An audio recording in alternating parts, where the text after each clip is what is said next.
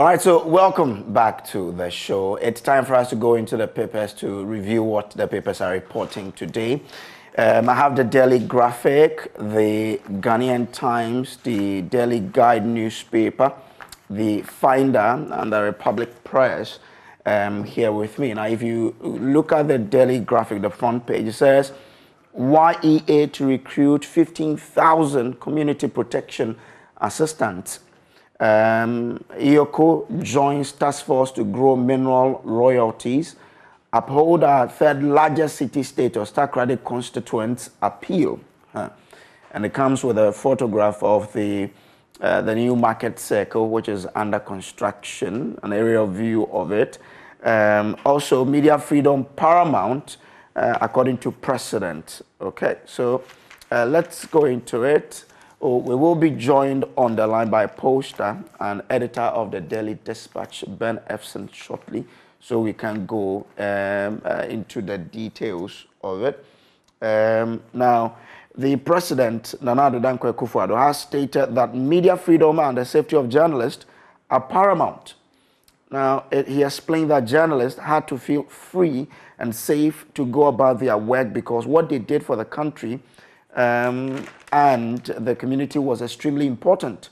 President Akufo-Addo made the observation when the leadership of the Ghana Journalists Association, GJA, led by its president, Albert Kwabena Jomfo, paid a courtesy call on him at the Jubilee House in Accra last Wednesday evening. The GJA executives were at the presidency to introduce themselves to the president, discuss issues pertaining to the media landscape, and invite him to the GJA Awards scheduled for Saturday, November 12th this year. Now, the government's team included a chief of staff, so that's those who met the journalists there. Now, on press freedom, the president said he preferred the current kind of press in the country, which was very active and vibrant, especially its diversity and proliferation, which had made journalists present in every corner of the country. Now, he reiterated the fact that there could be no press freedom if systematically journalists were always afraid for themselves about what they said.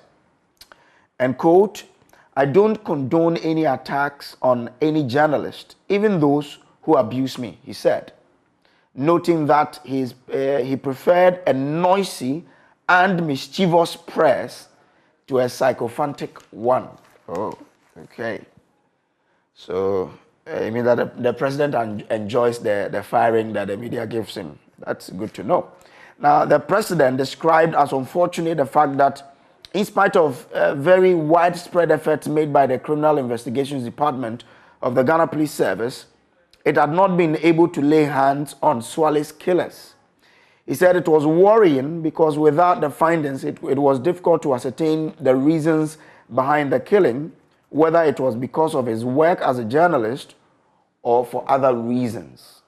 And you know, Ahmed Swale's death really caught the attention of the world.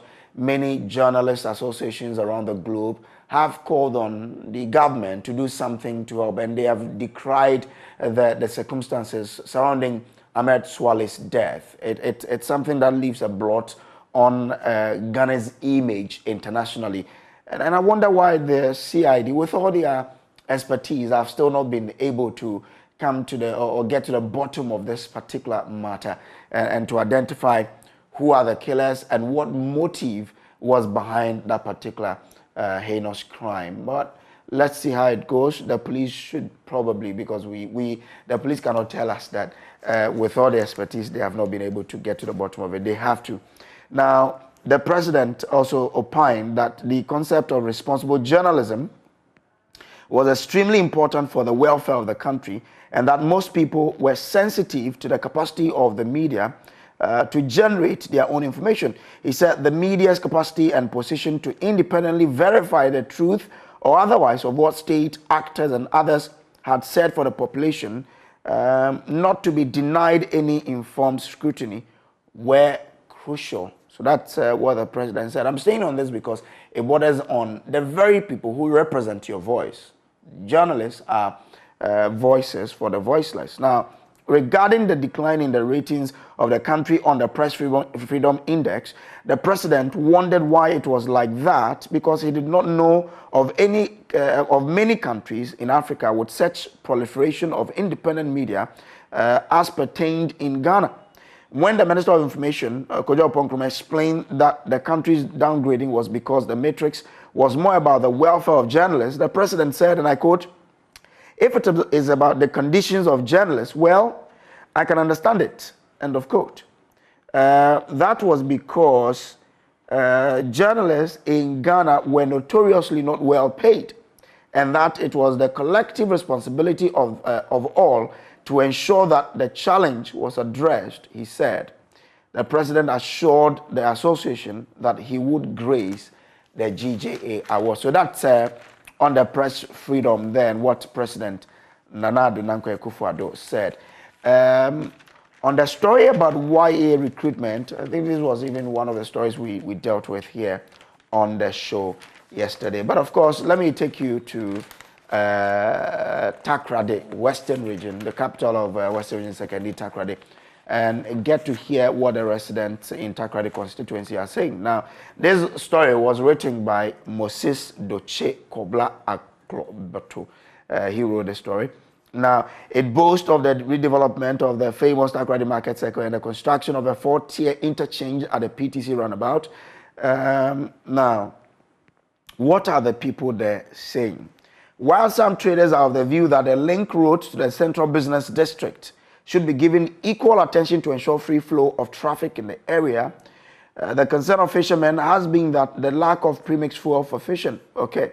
The secretary to the chief fisherman of New Takoradi, John Kwamina Atuabo, said the challenge they face currently was lack of premixed fuel. Quote, "We understand it's not only us, but something across the coast," he said in an interview with the Daily Graphic. Okay, so that's one part of what the people there said. Now, in terms of other things that are happening, they also said that they know that what's happening in the construction of the market circle, the interchange is good, but other things need to come in. Now, for example, the communications director of the NDC, Kirk Mensah, said the interchange and the redevelopment were nothing new. Oh, really? These are projects that were on the drawing board for some time now, he stated. When it comes to the project that impact the lives of the people, the NDC has a superior pedigree. Okay. Now, members of the NPP said the ongoing project were a game changer for the 2024 elections and that a project would speak for themselves. Mr. Daku Mensah, who is the regional minister, said, and I quote, "As MP for the people of Takoradi, I would roll up my sleeves and follow every project in my constituency to make sure it is completed. Again, as the regional minister, I will follow the same project across the region for the benefit of the people." Interesting. So let's see. Let's see how this also goes. But, I mean, if you go to Takoradi now, for those of you who do not know what's happening, at the PTC roundabout, which is popularly called the Nkrumah roundabout, Goyle, or you say Ajib, the interchange is speedily really coming up. I mean, when I went there the other time, the last floor of the interchange was completed. I mean, you could see that, yeah, this is really an interchange coming up there. And it made the place look a little beautiful, even though the construction had not completed. So that's happening. Secondly, Takoradi, the road from Park Grant to Second D, I'm told a contractor is on site. I have not seen it, so I cannot talk much about it. So that, and then the market circle redevelopment is also progressing readily. It is also progressing speedily. So that's what's happening. But we've been joined on the line by poster and editor of the Daily Dispatch, Uncle Ben Efson. We call him Uncle because he's really been around for a long time. Uncle Ben joins us on phone. Uncle, good morning. How are you doing? Oh, good. I'm fine. How are you too? I am well. Sometimes I feel I should do fancy with you, but yeah, because of where we are. Anyway, let's begin from the Daily Graphic and speak about the president talking about media freedom being paramount in the country. Now, he says that the freedom of the media to operate is very, very paramount, and that the media should have that freedom to operate and never should be afraid of themselves for what they are doing. He says he enjoys a noisy media compared to a sycophantic one. Your thought? I think that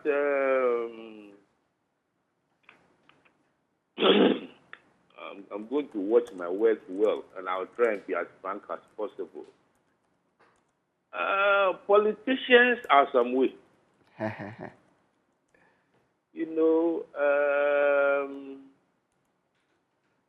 yes, for example, when they are in opposition, the media, we are their darling people.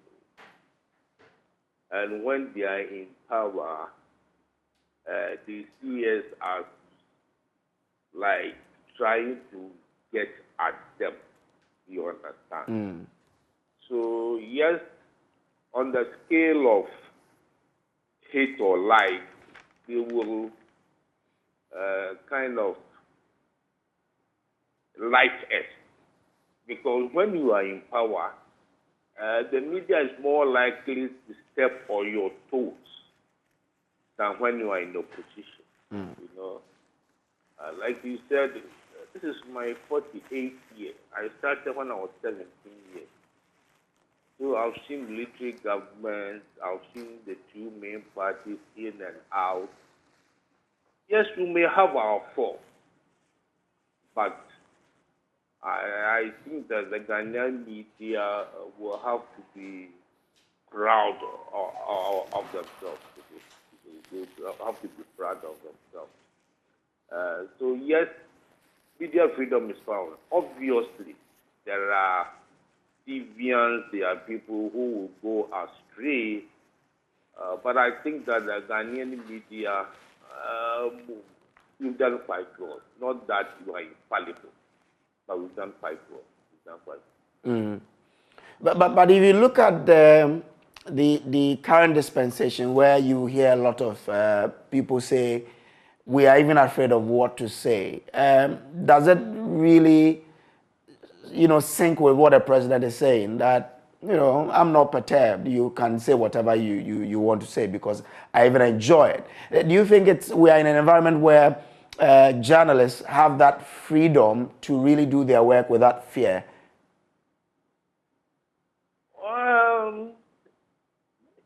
You see, the fear will be there. The fear will be there. But, if you've lived and worked under a military government before, you see, that is why when I hear people talking about who, I laugh. If you've lived and worked under a military government before, if you were in your right frame of mind, you will never wish for a coup.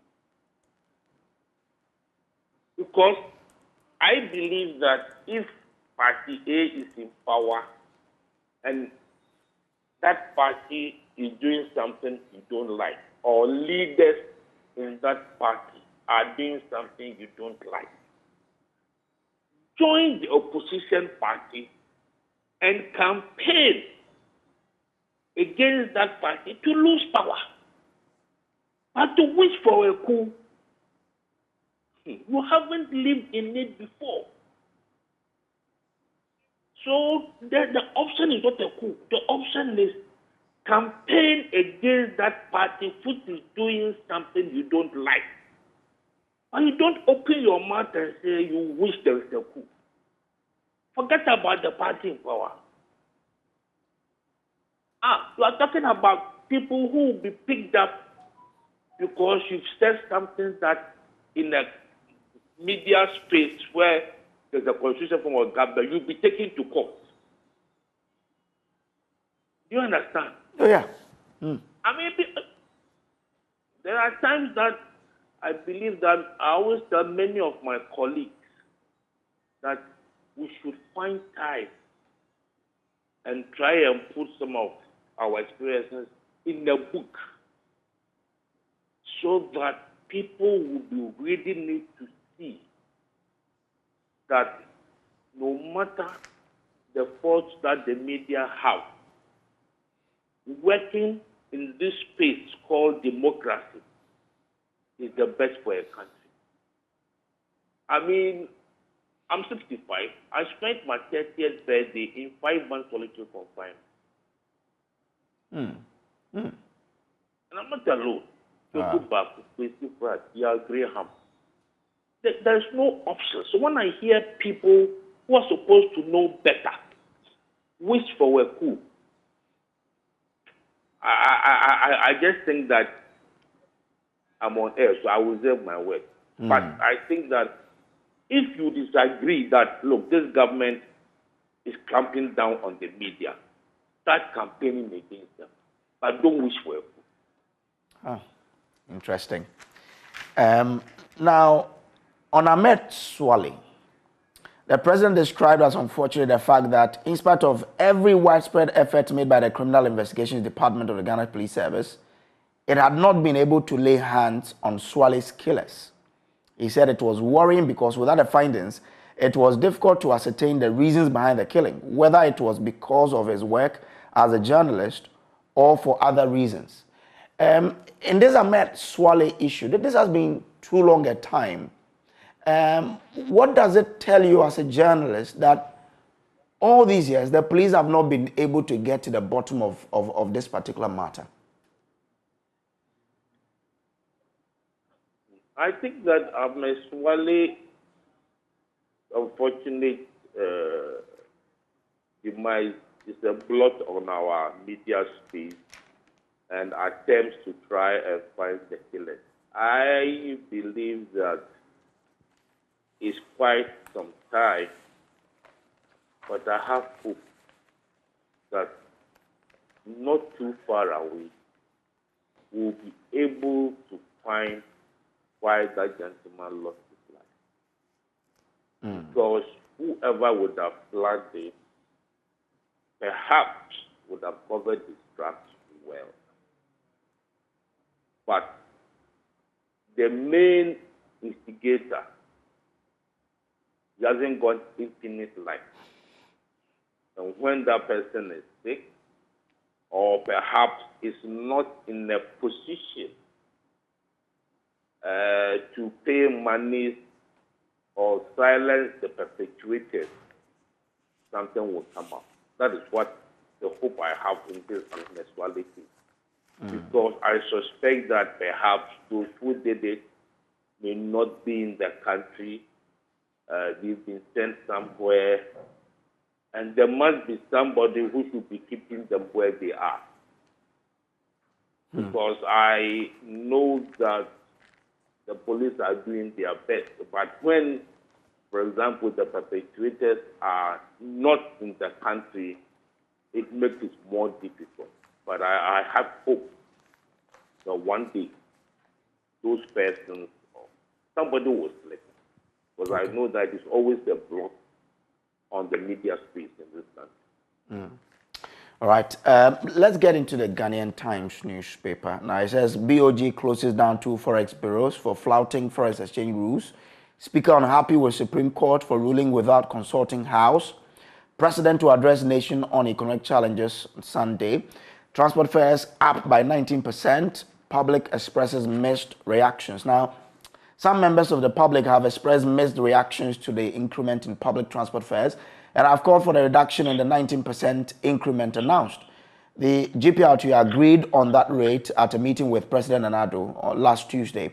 However, some members of the public in an interview with the Ghanaian Times yesterday maintained that despite the frequent increment of fuel prices, the decision to increase transport fares by 19% was uncalled for due to the high cost of living in the country. With the increment by 19%, they say that they went in with 40%. The government was able to get them to agree to a 19%, but the public says this is uncalled for. What do you have to say to this?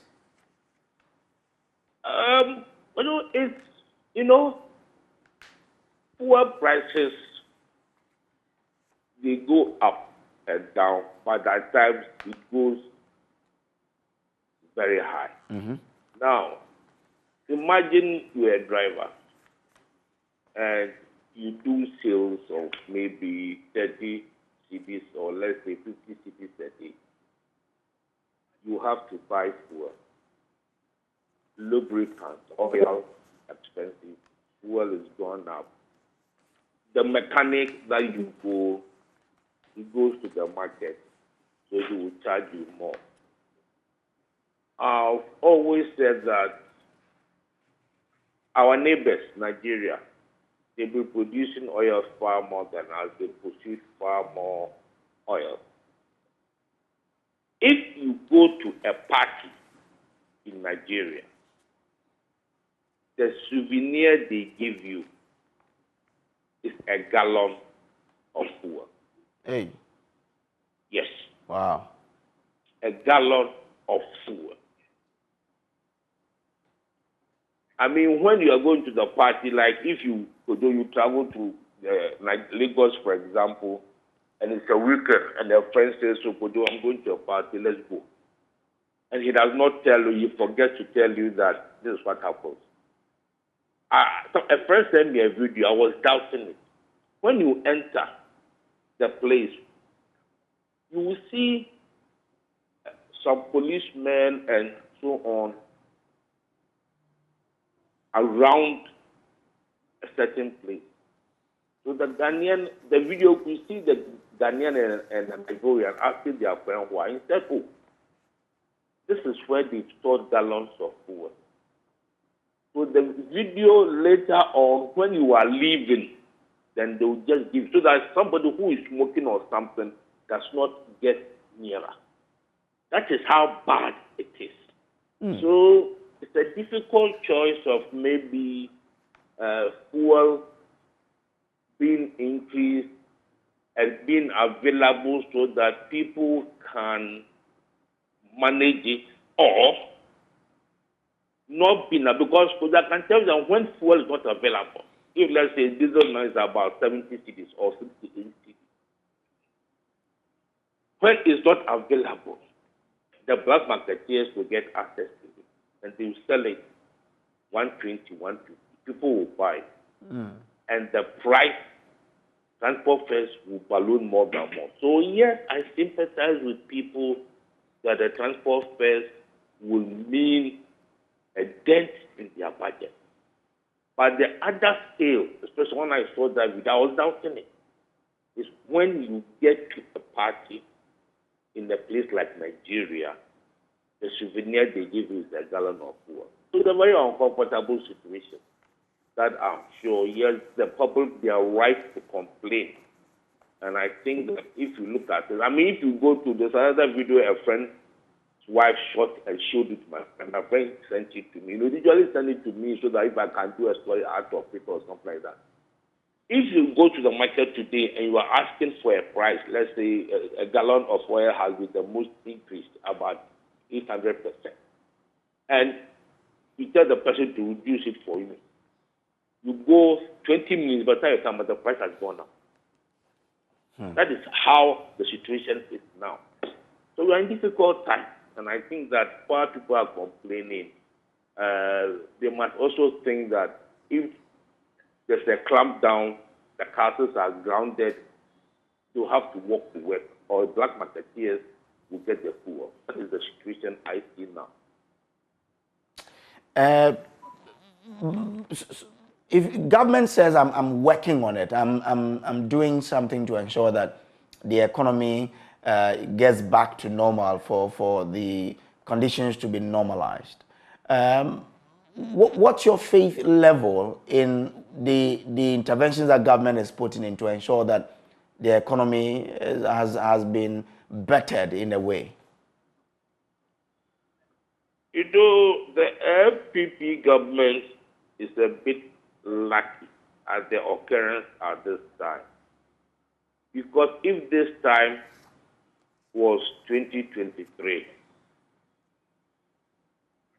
they will know that their chances in 2024 is fan miscarriage. Because a year by this time, this is the situation, they are going to have difficulties in breaking the heat. They know that, and I know the work I've done on the 2020 election so far, when you have a country that a third are swing voters, you, the government, you play with your own political future if you don't bend backwards to try and solve the issue. Because it is only a swing voter who will go to a polling station, vote for the parliamentary candidate of the opposition party, and vote for the presidential candidate of the ruling party. But with this being a third, Nana Akufo-Addo, he struggled to be president, and he knows what it is. If a year by this time the situation has not improved, let me give you a typical example. You see, many people did not understand the NDC MP being against the E-levy.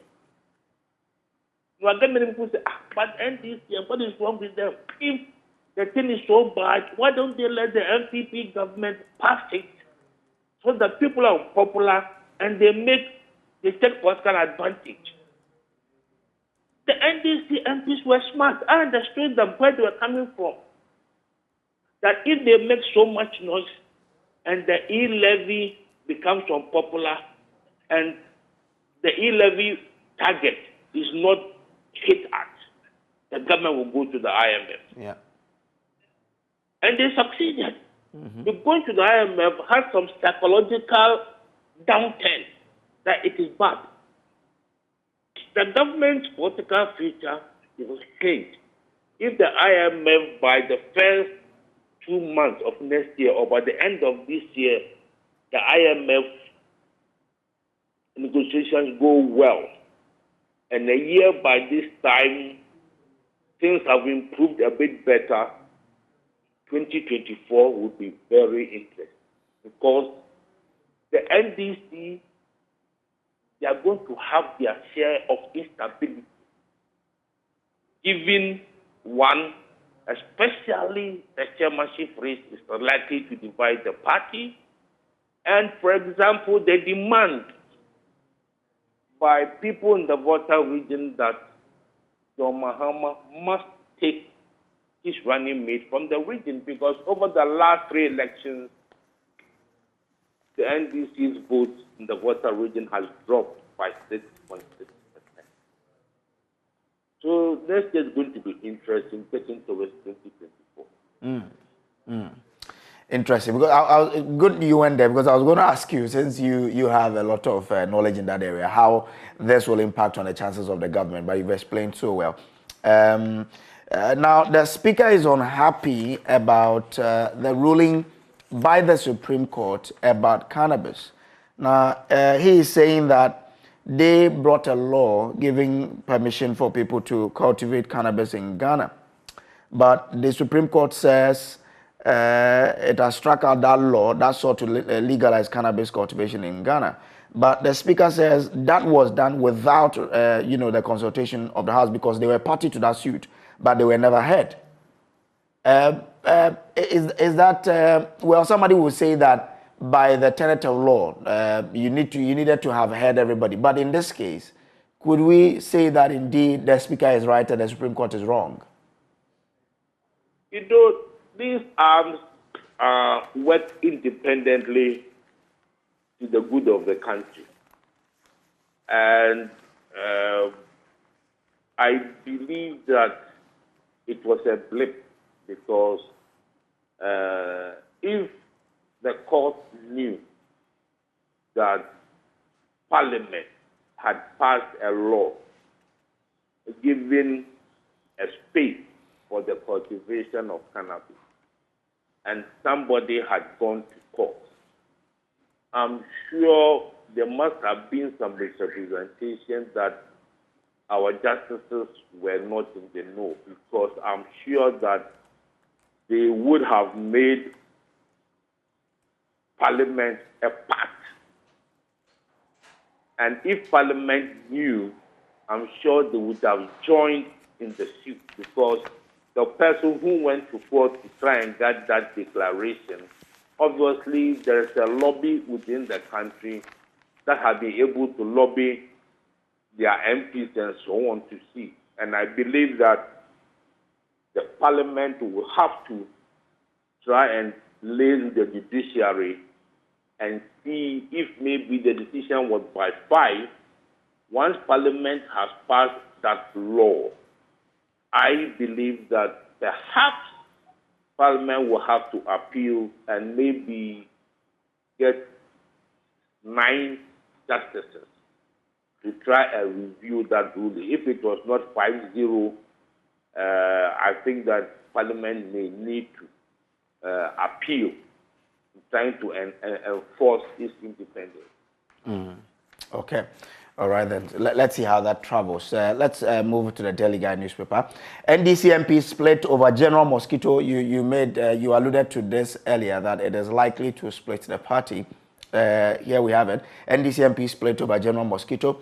Probe Aisha case more. AG says MPP MPs bow to pressure. Nana engages stakeholders on economy. Censorship motion restores trust in city. That's according to Speaker. Now, members of the majority caucus in Parliament have agreed to stand down their demand for President Kufuor to sack the Finance Minister, Ken Ofori-Atta, and the Minister of State at the Finance Ministry, Charles Edubuahin, until conclusion on negotiations with the International Monetary Fund, IMF. People have said that it's quite unfortunate that the majority MPs have yielded to this pressure, because people give them the thumbs up when they really came out strongly that the Minister of Finance need to be sacked.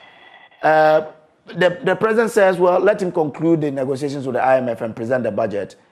Do you think it was the right decision by the president to take, looking at the political advantage that could have been given to his party if he had followed through? Because many Ghanaians are calling for the head of the finance minister. You know, in Britain, when that Ghanaian-born British Kwasi was made the finance minister, the budget he prepared, he discussed it with the prime minister. When things became tough, the prime minister sacked it before she herself resigned. Yeah. Now, there are 2 sides to this, the president's appeal. You know, we had an MP writing to us, which we published a day or 2 ago, that, for example, if Ken Ofori-Atta is unwell and is admitted, flown over for treatment, will the president tell the IMF that my finance minister is sick, so let's hold the negotiations? Definitely one of the deputies will step in. Clearly, the president, I'm sure, would have been a bit surprised. You see, money does not like noise. And since the increases in the value of the dollar against the cedi started, I have a friend who was a forex bureau. The night before the MPs had their press conference, the cedi's value was as high as 15. And given the normal trajectory, by the end of that day, it should have gone up by a cedi or so. It stabilized at 15. It went down to 14.50. And by that following 24 hours, it had gone down to 40. And I guess that it was some places it was even 13. Now, it tells you that the constituent, the fact that NDC lost 36, the NDC won 36, but their presidential candidate lost by over 500,000 votes. The MPs are in touch with their constituents. So I think that that's a win-win situation, because nobody thought that the MPP MPs would be able to do that, and they've done it. So I think that they've met halfway. Once Ken is fit, I believe that the MPs will see why they have to give him. And that's about 2-3 weeks. And I'm sure within a month, when the negotiations are over, Ken will step down. Now, the NDC MPs being split over General Mosquito, a member of the minority had said openly that the minority in parliament is backing General Mosquito.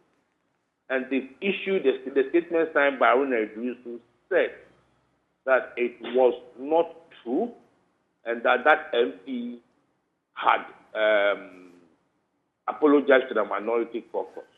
Now, the intel I've had is that the LDC intends to pick an Akan presidential candidate for 2028. That is why I suspect General Mosquito is contested.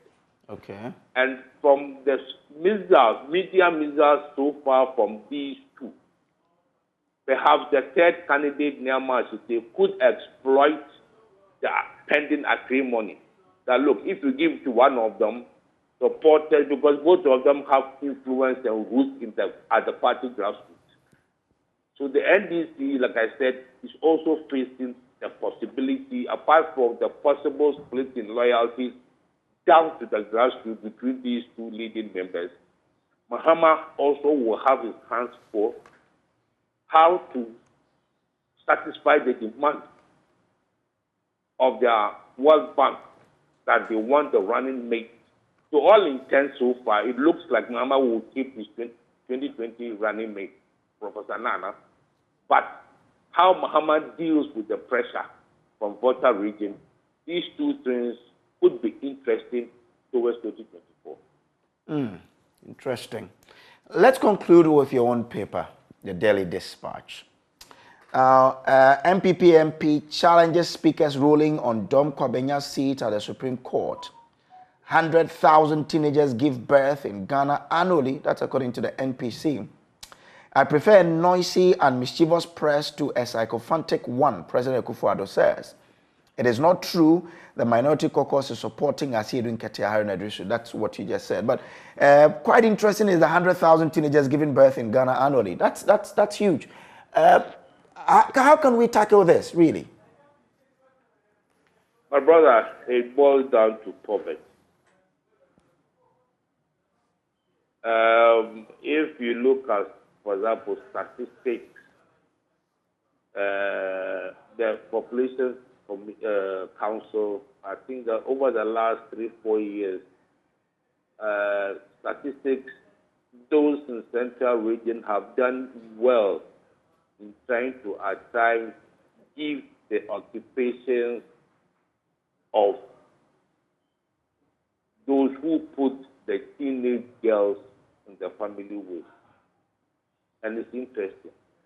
Majority are teachers, taxi drivers, and farmers. It tells you is the need and want. At that time, the teenagers are so young to think about family planning. They want something, their parents cannot do it, so these gentlemen will not be in a position to even say that what I'm doing is wrong, so let me take precautions. And you see that majority of those teenagers who give in, not because of fear, my brother. It is because, for example, he's going to school, money for transportation or daily money. I mean, taxi driver will be able to take you, drop you at school. Maybe he'll pick you at the junction, give you a free ride. When you close, you pick and drop you. So the child working for hours is not thinking about it. I mean, when I saw the National Population Council data, that is why I put it there, 100,000 teenagers. These are documented ones. Giving birth every year, the country needs to sit up. Wow. Otherwise, you are going to have a situation where, because when you are these teenagers, when they give birth, it means that over 90% their education is truncated. The men will not usually even take care of the children for them to go to school. Because if one of the advantages I found out from the free state, that is what gave Akufo-Addo the victory, is that, I mean, once you get through SSS education. You have a little bit of education that will help you learn a trade or something. Exactly. But if you don't go to school at all, you are doomed. Even those who have gone to school can have their suffering. So I believe that the teenagers, the court, the police should be able to prosecute these people who put these teenagers in that way. All right. I'm so grateful that you could join us on the AM show this morning. Ben Efson is the poster and editor of the Daily Dispatch newspaper. Now, in sports, Muftau Nabila Abdullahi hosts former president of the Ghana Football Association, Kwesi Nyantechi, as he speaks on Prime Take on his journey to football and his style of leadership and management of the Ghana Football Association.